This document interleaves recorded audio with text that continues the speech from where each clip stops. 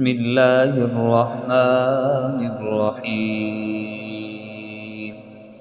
تبارك الذي بيده الملك وهو على كل شيء قدير الذي خلق الموت والحياة ليبلوكم أيكم أحسن عملا وهو العزيز الغفور الذي خلق 7 سماوات طباقا ما ترى في خلق الرحمن من تفاوت فارجع البصر هل ترى من فطور ثم ارجع البصر كرتين ينقلب إليك البصر خاسئا وهو خسير ولقد زينا السماء الدنيا بمصابيح وجعلناها رجوما للشياطين وأعتدنا لهم عذاب السعير وللذين كفروا بربهم عذاب جهنم وبئس المصير إذا ألقوا فيها سمعوا لها شهيقا وهي تفور تكاد تميز من الغيظ كلما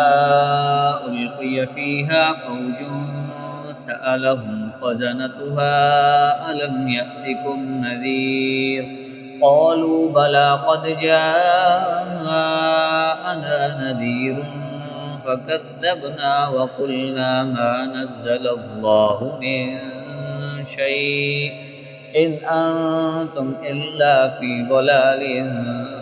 كبير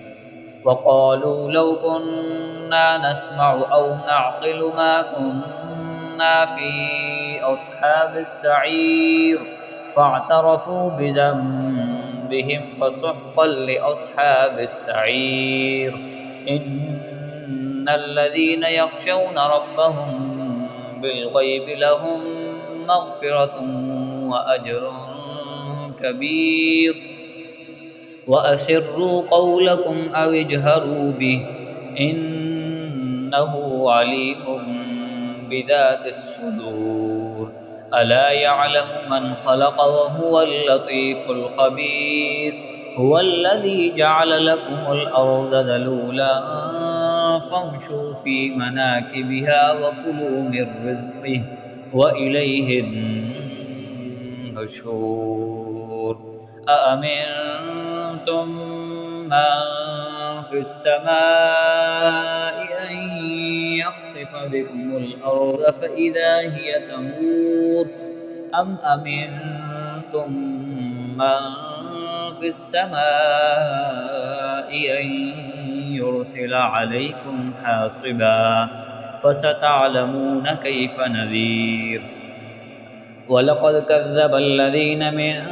قبلهم فكيف كان نكير أولم يروا إلى الطير فوقهم صافات ويقبضن ما يمسكهن إلا الرحمن إنه بكل شيء بصير أمن هذا الذي هو جند لكم ينصركم من دون الرحمن إن الكافرون إلا في غرور أمن هذا الذي يرزقكم إن أمسك رزقه بل لجوا في عتو ونفور أفمن يمشي مكبا على وجهه أهدى أمن يمشي سويا على صراط مستقيم قل هو الذي أنشأكم وجعل لكم السمع والأبصار والأفئدة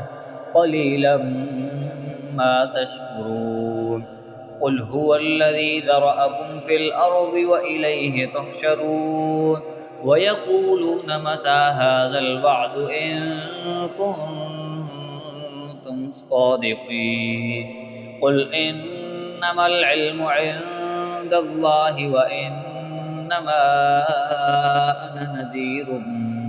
مبين فلما رأوه زلفة سيئت وجوه الذين كفروا وقيل هذا الذي كنتم به تدعون قل أرأيتم إن أهلكني الله ومن معي أو رحمنا فمن